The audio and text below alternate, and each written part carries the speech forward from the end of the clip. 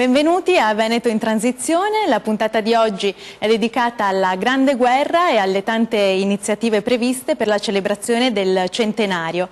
Ho il piacere di presentarvi gli ospiti in studio, il presidente dell'associazione ANA, Sebastiano Favero, il presidente della sezione ANA di Treviso, Raffaele Panno, e il professor Pierpaolo Traversari, coordinatore del progetto Scuole Outdoor in Rete.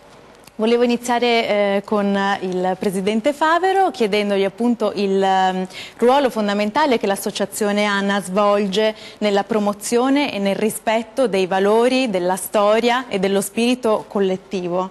Direi che a livello nazionale, quindi coinvolgendo tutte le 81 sezioni che abbiamo in Italia, più le 22 sezioni che abbiamo in tutto il resto del mondo, ecco, noi siamo partiti già con una conferenza a Marostica di 1 anno e mezzo fa, dove abbiamo presentato l'iniziativa complessiva di quella che era l'idea da parte dell'Associazione Nazionale Alpini relativa al centenario della Grande Guerra. È chiaro che noi, nati come associazione esattamente l'anno dopo la fine della guerra, nel 1919, e costituita proprio dai reduci di quella Grande Guerra, possiamo dire che siamo i figli di quella guerra. Ed è veramente per noi estremamente importante ed è l'elemento principale, l'elemento diciamo portante di tutto il nostro progetto, quello di poter giustamente trasmettere ai giovani questi messaggi, perché lo devo dire con grande serenità, anche senza polemica. Certamente in questi anni la scuola forse si è un po' dimenticata della sua storia, della storia della nostra Italia. Io dico che si è dimenticata un po' anche dell'educazione civica, ma si è dimenticata anche proprio della storia. Allora vorremmo che a tutti i livelli, dalle elementari fino alle superiori e all'università, ecco, ci fosse una ripresa di coscienza, ed ecco perché abbiamo pensato a quel progetto del Milite non più ignoto. Perché il Milite non più ignoto? Proprio perché vorremmo che i ragazzi di oggi andassero nei monumenti dei loro paesi, delle loro città, a riscoprire quei nomi, a capire la provenienza di quel nome, quindi a dargli un volto, un'identità, e capire che quei nomi e dietro quei nomi ci sono e c'erano dei ragazzi che avevano 20 anni, qualcuno anche meno di 20 anni, e che nel momento, nel fiorire della loro vita, hanno dato la loro vita. E lo voglio dire perché mi piace ripeterlo, ed è quello che è scritto anche sul monumento ai caduti del mio paese, perché il più bello fosse il nostro vivere. Cioè dobbiamo capire che quei ragazzi hanno semplicemente obbedito a un dovere, hanno saputo compiere fino in fondo il loro dovere, lo hanno fatto con estremo sacrificio, con estrema dedizione. E questo io credo, se un paese come il nostro, come l'Italia, vuole guardare in avanti, deve far capire alle giovani generazioni che questi sono i valori portanti, questi sono i valori della nostra associazione, questi vorremmo trasmettere. A 100 anni dallo scoppio della Grande Guerra sta aumentando la coscienza e la conoscenza di quello che ha rappresentato il conflitto. I territori in cui viviamo portano ancora oggi le cicatrici di grandi battaglie, come per esempio Treviso e la sua provincia, che sono stati teatro di sanguinose battaglie. Cosa sta facendo la sezione ANA di Treviso per valorizzare questa memoria? Beh, come sezione abbiamo incominciato un anno fa a programmare delle manifestazioni sul territorio, non proprio come sezione, ma interessare tutti i gruppi nei 53 comuni dove siamo presenti come sezione. Abbiamo una mostra itinerante, sono 60 pannelli che ci sono dati in concessione della provincia, dal FAS della provincia. Abbiamo già fatto 6 paesi, 6 gruppi. È una mostra itinerante, sempre sulla Grande Guerra, con dei filmati. È una mostra che è rivolta principalmente alle scuole. Sì, è aperta a tutti, ma noi puntiamo principalmente sulle scuole, perciò al mattino delle visite programmate con degli alpini che spiegano un po' le varie didascalie dei pannelli e il filmato, tanto per avere una memoria anche dai giovani e poter, lo faranno anche a scuola, però lo fanno direttamente con gli alpini e vedo che sono molto interessati. Sicuramente il Milite Ignoto è il simbolo di questa guerra. Volevo chiedere a Pierpaolo come si sta inserendo l'attività della scuola nel progetto Milite Non Più Ignoto. L'attività didattica di ricerca sul territorio dei monumenti e dare il nome a questo monumento, che è il motivo con cui noi ci siamo collegati in maniera già precedente, però anche in quest'anno con l'Associazione Nazionale Alpini, è quello di fare in modo che gli studenti possano scoprire all'interno, come diceva il Presidente prima, del proprio paese un pezzo di storia che distrattamente vedono però non conoscono.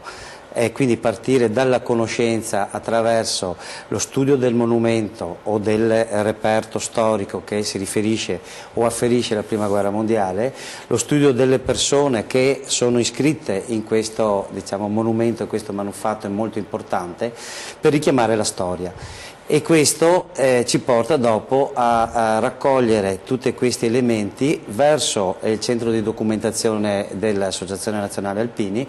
Speriamo attraverso un database che possa mettere insieme tutti questi elementi, perché sono elementi molto importanti che possono essere studiati, possono essere approfonditi dalle scuole o da studiosi, da ricercatori, dalle università, quindi sono elementi molto importanti, in modo tale di riuscire a fornire, creare e fissare un po' di storia per le nuove generazioni e voi giovani.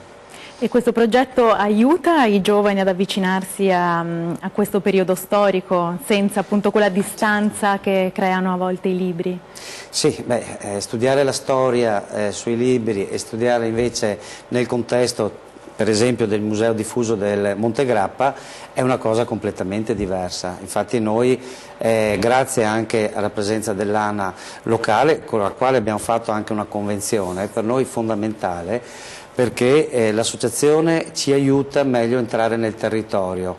Mi viene in mente il Monte Pallon, che è il luogo, è simbolo un po' di un recupero che il gruppo di Possagno ha effettuato negli anni precedenti, con tantissime ore di lavoro, di volontariato, dove noi andiamo a portare i ragazzi, appunto è un laboratorio, diventa questo luogo un laboratorio a cielo aperto, dove i ragazzi inserendosi nel contesto possono meglio capire, per analogia o per studio fatto già nella parte indoor, che noi chiamiamo così, cioè a scuola, quello che era stata la storia precedente.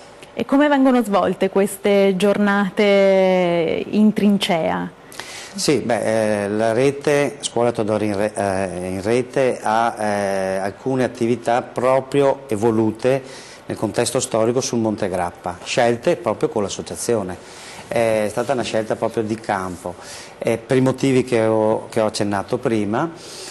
E anche perché il Monte Grappa è un simbolo per noi veneti che si vede dalla montagna, quindi tra virgolette è un monumento importante che non può restare così sconosciuto, dobbiamo farlo conoscere ai giovani. Lì portiamo avanti due iniziative, uno sono i campus di lavoro, di sistemazione o delle trincee quando era possibile o quando è possibile, perché bisogna vedere anche la tipologia di intervento che viene creata, predisposta da varie parti, e soprattutto la notte in trincea che ogni anno noi riproponiamo alle classi delle scuole del Veneto, o meglio del Triveneto, Friuli, Veneto, Emilia Romagna e anche della Toscana, che sono scuole che fanno parte della rete, accompagnando i ragazzi lungo i percorsi di arroccamento che dal Grappa conducono fino al Monte Pallon. Quindi il Grappa come simbolo, quindi visita del museo, visita di tutto quello che è il complesso monumentale del Monte Grappa, il percorso che facevano i nostri fanti, i nostri alpini lungo queste strade che si vedono anche dalla pianura, perché tagliano anche trasversalmente i fianchi del massiccio del Monte Grappa, per giungere dopo sul Monte Pallon, dove gli alpini hanno recuperato queste trincee in maniera magistrale. Lì cosa avviene? Viene un momento di restituzione, quello che gli studenti hanno studiato a scuola con i propri insegnanti viene presentato sotto così il titolo I racconti della storia all'interno delle trincee o sulle trincee, per dopo vivere la notte stessa nelle trincee. Quindi dormono proprio all'interno delle trincee? Nelle baracche ufficiali, sottufficiali, quelle recuperate dal gruppo degli alpini di Possagno o in tenda per quanto riguarda invece la parte o comparto che simula cioè reparti austriaci. Poi ci sono due linee, due fronti che evocano le storie passate. Quindi create proprio due schieramenti Esatto, che si osservano, si ascoltano. All'interno di ogni schieramento c'è tutta una serie di elementi didattici importanti, tipo la lettura di alcune lettere che i soldati nostri inviavano al fronte, oppure alcuni brani di persone e poeti o scrittori importanti, Dallusso, Gadda, Rebora, cioè ormai fanno parte del patrimonio, diciamo, di comprensione di quello che è stata la vera prima guerra mondiale, insomma. E questo progetto quando è nato? Questo è nato grazie sempre all'associazione nel 2004 e in forma sperimentale e dopo via via è andata strutturandosi secondo una forma metodologica ben chiara che è consolidata ormai in questo tempo, insomma. E quante scuole coinvolge?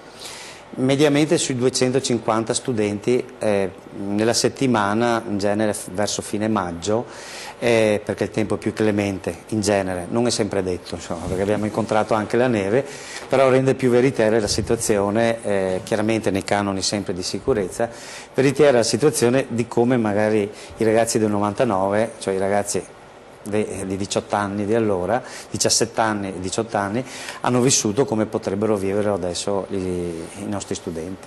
Quindi è un'iniziativa nata proprio con lo scopo di creare un'esperienza diversa rispetto alla storia che si legge? Studiare la storia a scuola non è viverla o rivederla anche con l'aiuto di testimonianze di alpini che vengono con noi in trincea e raccontano particolari o storie particolari del tempo che i ragazzi chiaramente non conoscono. Quindi una testimonianza viva che passa su quella trasmissione orale molto importante. E i ragazzi che età hanno? Sono quei ragazzi di quarta e quinta superiore, quindi ragazzi che si avvicinano ormai alla maturità, a un passo dalla maturità. Beh, immagino che sia un'esperienza bellissima per questi ragazzi. Sì, c'è l'elemento emozionante perché mettiamo i ragazzi nel disagio di una notte che tante volte può essere più grande, cioè si va sulle così, fantasie e le paure, no? Però bisogna pensare che i ragazzi di allora andavano allo sbaraglio senza nessuna preparazione, qui li prepariamo, c'è un momento sì vero di disagio, ma bisogna anche vivere questo disagio e superare il disagio, quindi oltre all'emozione dopo c'è una restituzione riguardo al ripensamento di quello che è stata l'esperienza, in modo che non sia fine a se stesso, ma ricondotta al percorso storico e filologico che è stato fatto a scuola. Benissimo, ti devo interrompere per lanciare la pubblicità, torniamo tra poco.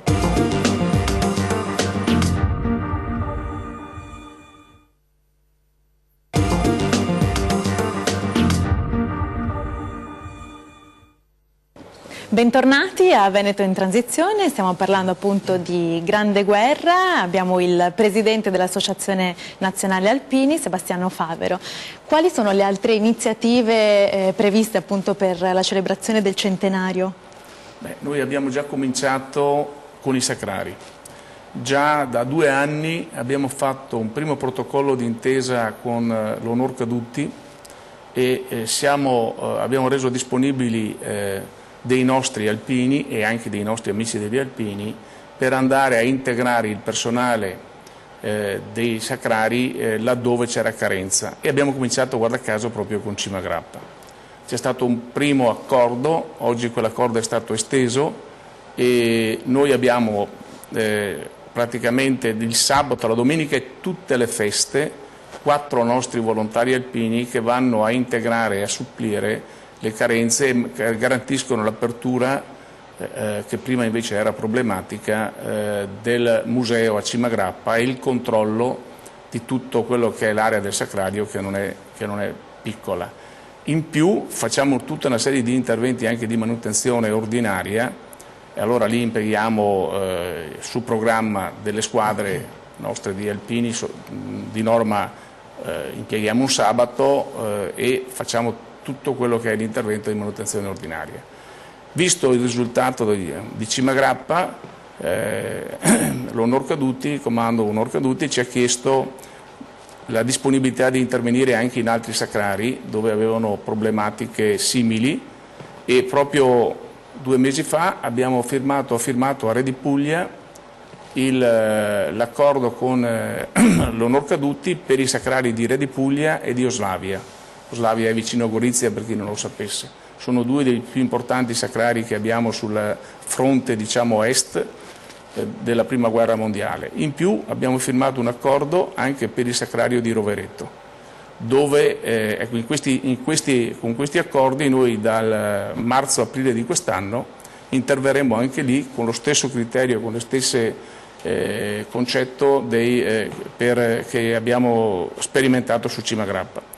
Ma qual è la volontà? La volontà nostra è proprio quella di, con queste nostre iniziative, di fare in modo di rendere fruibile alla gente, alla popolazione, e noi speriamo tanto anche ai giovani, ecco, la possibilità della visita ai sacrari anche in quei periodi che purtroppo precedentemente rimanevano per motivi di personale interclusi.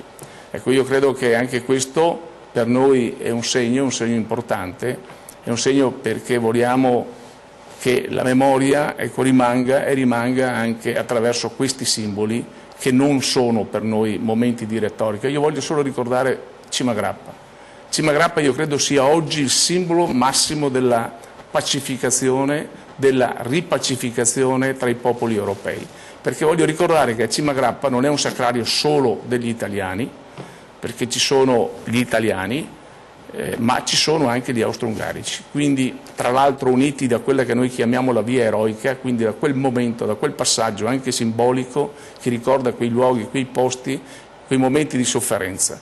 E ogni anno, quando c'è la cerimonia ufficiale a Cima Grappa che viene fatta la prima domenica di agosto, ci sono e sono presenti non solo i reduci o i figli dei reduci dei nostri, degli italiani, di chi era dalla parte italiana, come i francesi, come gli americani, voglio ricordare la presenza di Hemingway sul Grappa, però anche tutta la parte, diciamo, che in quel momento era nemica, e quindi dagli austriaci ai cecoslovacchi, ai tedeschi, agli ungheresi soprattutto, che sono presenti con le loro delegazioni, ed è un momento veramente forte di pacificazione. Questo vorremmo far capire attraverso anche questo momento dei sacrari, qual è il segno forte che dobbiamo dare non solo agli italiani, ma io spero anche all'intera Europa. Inoltre la notizia dell'ultimo periodo è che Treviso è candidata ufficiale per la Dunata Nazionale del 2017, quindi cosa state facendo per prepararvi a questo traguardo? Noi ci stiamo preparando, però dobbiamo aspettare settembre, perché adesso è stata approvata dai presidenti del Triveneto, ma a settembre ci sarà il Consiglio nazionale che deciderà chi assegnare la Dunata. Noi ci contiamo, speriamo, perché è un avvenimento unico, il centenario. Il Triveneto ha vissuto tutti i 5 anni di guerra, diciamo, dall'inizio fino all'ultimo giorno della vittoria, perciò è interessato tutto il Triveneto. Speriamo di poter portare a casa nel 17 e anche nel 18, se possibile, con Trento, che ha già fatto richiesta anche Trento. State collaborando con tutte le sezioni? Come Treviso stiamo lavorando con le altre sezioni del Trevisano, Vittorio Veneto, Conegliano e Valdobbiadene, per interessare un po' tutta la linea del Piave, dal Grappa a Venezia, diciamo. Cioè nel 17 la linea del Piave era il confine dell'Italia, poi con la battaglia del Solstizio ne abbiamo avvenimenti da ricordare. Fosse possibile ricordarli con una donata nazionale, sarebbe il massimo per noi, l'avvenimento principe. Ci facciamo un in bocca al lupo, visto che anch'io sono trevigiana. E il futuro dell'associazione qual è? Il futuro dell'associazione è proprio qui, su questi elementi, su questo nostro sforzo come associazione di pensare che l'associazione, quei valori che sono previsti all'articolo 2 del suo statuto e che ho riassunto, che sono nella sostanza la memoria, la solidarietà, il senso del dovere, il sacrificio, l'onore alla bandiera e alla patria, alla famiglia. Ecco, sono quegli elementi che noi riteniamo elementi fondanti di una qualsiasi società. Per noi alpini, da sempre, da quando il corpo è stato costituito nel 1872 dall'allora capitano Perucchetti, e che io credo che da quel momento noi siamo andati avanti sempre su questa strada e vorremmo che questa potesse continuare. È chiaro che qualche problema ce l'abbiamo, perché ovviamente con la sospensione della leva le linfe giovani che vengono dall'aver fatto servizio nelle truppe alpine non ci sono, se non in quantità ridotta, anche se tuttora voglio ricordare che le truppe alpine, pure inquadrate nel nuovo esercito di volontari, hanno circa 11.000 unità operative e sono tra l'altro le truppe alpine riconosciute come corpo speciale, tant'è vero che se voi guardate negli interventi che l'Italia fa all'estero nelle missioni di pace, gli alpini ci sono sempre.